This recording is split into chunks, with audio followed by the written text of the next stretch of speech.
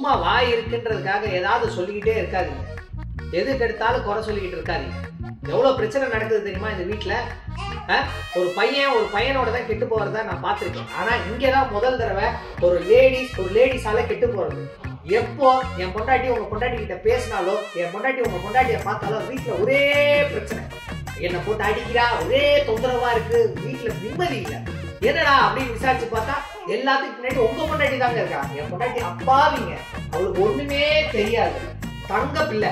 அதை கெடுக்கிறதே உங்க பொண்டாட்டி தாங்க. வாய் இருக்குன்னு சும்மா பேசக்கூடாது, புரியுதா?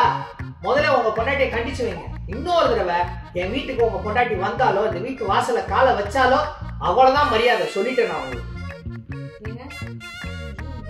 என்னத்த சொல்றது? என்ன வேணாலும் பேசலாமா? ஒரு வரமுறை வேணாம்? எனக்கு தெரியாது என் பொண்டாட்டிய பத்தி. யாரு? உங்க அப்பன் தான். அப்பாவா?